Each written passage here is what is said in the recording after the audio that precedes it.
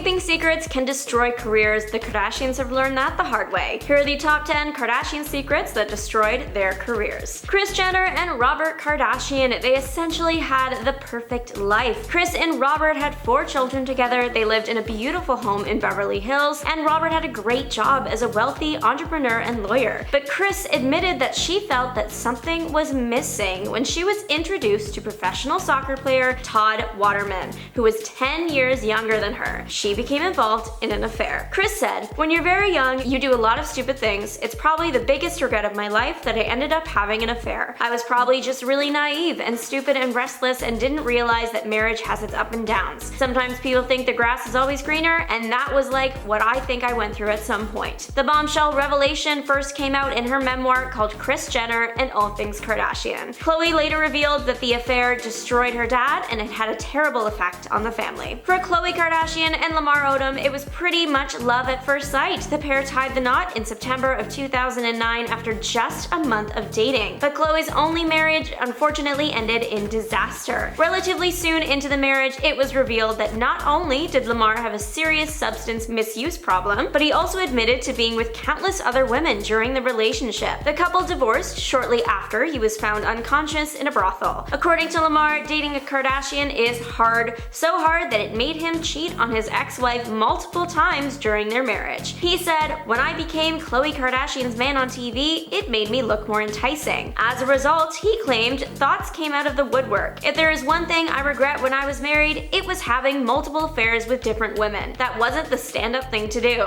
I wish I could have kept my D in my pants." Next up, Kourtney Kardashian and Scott Disick. In 2015, Scott was spotted getting handsy with stylist Khloe Bartoli while in Monte Carlo. It wasn't long after that Kourtney announced she was splitting from the father of her 3 kids. Following the affair, Scott came clean to the family, saying, "I've apologized to Kourtney 100 times, but I've never apologized to all of you for letting all of you down and embarrassing you guys." So it was obvious that he had trouble remaining committed to Kourtney. The two broke up briefly after this incident and then got back together, but continued to have a rocky relationship. First, her sister, Kim, caught a girl hiding in Scott's bathroom in Dubai, and finally, the eldest Kardashian invited Scott on a family vacation to Costa Rica. He ended up sneaking a girl into his hotel room while he was trying to reunite with his ex. This final incident is what prompted Kardashian to tell Scott they were never ever getting back together. The reality star came under fire for promoting Flat Tummy Co.'s appetite suppressant lollipops to her millions of Instagram followers. She posted a picture of herself with the diet ad candy and wrote, "They're literally unreal." While Kim has posted sponsored ads for weight loss products before, things like meals replacement shakes, the whole appetite suppressant thing falls into a different, far more contentious category. The lollipops contain an extract from natural plants that is said to control cravings, food intake, and weight. But while the active ingredient is technically safe, many nutrition experts agree that appetite suppressants are a short-term, ultimately ineffective diet strategy that can promote harmful eating habits and aggravate already existing disorders. The fact that the company's product comes in lollipop form seems geared towards a younger consumer, which just makes it all the more troubling. Manhattan-based nutritionist Maria Marlowe criticized the move and said Kim is an incredible marketeer and brander, and many young women look up to her. But this is sending the wrong messages that being hungry is bad, that our bodies need to be controlled, and that the route to our ideal body comes in candy form. Not only that, but relying on a suppressant is a distraction from focusing on a healthy diet and exercise. It's not a great option in the long term. Although Kim is used to making questionable fashion choices, many felt that she sank to a new low when she decided to wear the famous Marilyn dress. This historical item was actually worn by Marilyn Monroe herself while she was singing Happy Birthday to President Kennedy in 1962. It was lent out to her by Ripley's Museum. Scott Fortner, a collector, shared photos of the dress in a blog post after Kim had returned it, which appeared to show stretched fabric and missing crystals on the back. Not only that, but while being interviewed on the red carpet,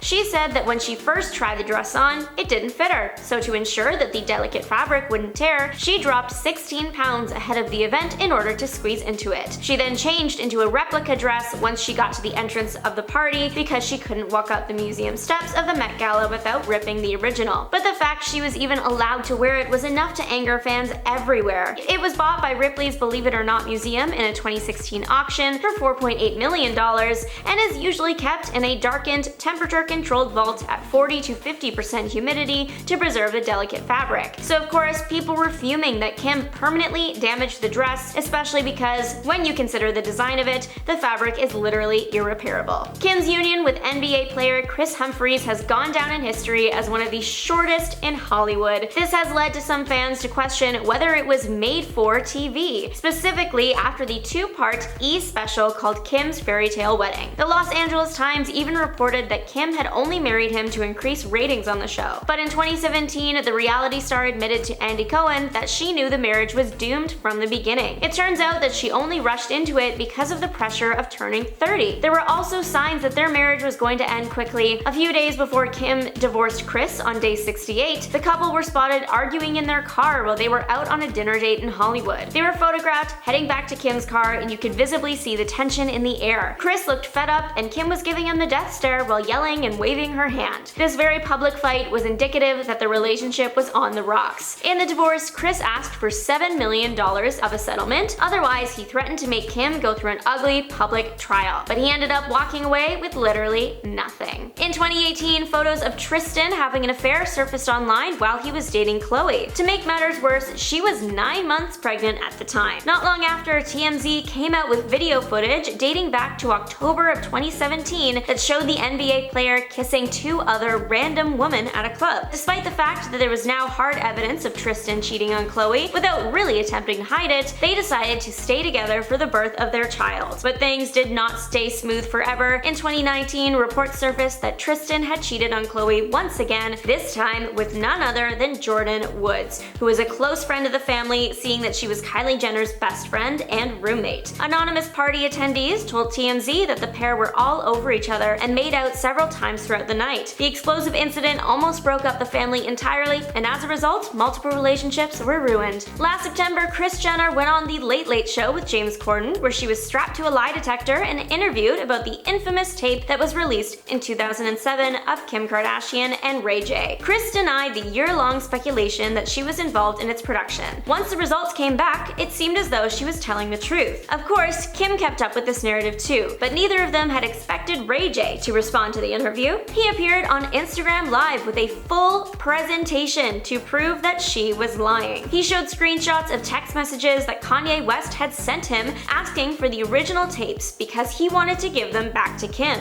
In response, Ray J said, "I got 2 kids and a tech company. Why would I involve myself in this? I'm so past this, bro. I'm assuming you know the full story from 05, right? How it happened, who brokered the deal, who put it all together, etc." This is when Ray J made the most shocking revelation ever. He said, "Kris Jenner is the one who made us shoot the second tape in Santa Barbara." He then claimed that Kris orchestrated the filming of the last tape and even watched them to decide which was best. Kim K came under fire when she bought the iconic cross necklace that was worn by Princess Diana for $197,000. 4 people competed in a bidding war, but Kim ended up winning the auction after 5 minutes. The amethyst cross is a 1920s pendant by a luxury jewelry designer, which Diana wore on many occasions. The cross-shaped pendant features large amethyst stones framed by a 5.2 carat diamond. After news of the purchase came out, Kim started trending on Twitter as everyone was jumping to create their own Kim Kardashian has purchased meme as a way to make fun of the historical artifacts she had bought. They have quoted Kim as saying, "I just did what needed to be done." Kim and Scott Disick are being sued for $40 million after they were accused of hatching a contest scam and fooling innocent people. The lawsuit alleges that the two created a fake lottery in 2020 and announced that the winner will get $100,000 and 2 first-class tickets to LA, as well as a 3-night stay in Beverly Hills, and they could shop like Kim. But turned out this was all fake. The filing claims it says that Kim and Scott worked with an Australian company, Curated, to sell the personal information of the players to advertisers. Apparently, the winners of the contest were announced, but their Instagram handles were quickly made private, which raised a few red flags. The people that did enter the contest and lost were then invaded by hundreds of advertisers, soliciting them with potentially offensive and unwanted content. However, the Australian company has said that the contest is legitimate and there is legal paperwork to back it. Both Kim and Scott have yet to comment on the lawsuit. And that's everything we have on the list. Let me know what you think in the comments below, and I'll catch you later. Bye!